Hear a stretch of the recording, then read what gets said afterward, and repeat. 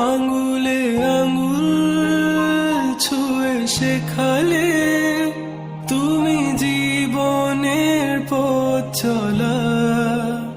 নিজে না খেয়ে তুমি খাওয়ালে, শেখালে কথা বলা। বাবা তুমি আমার যত খুশির কারণ,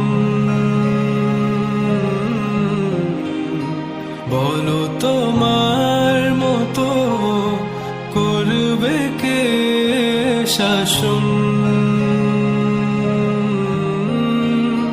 বাবা তুমি আমার বেঁচে থাকার কারণ।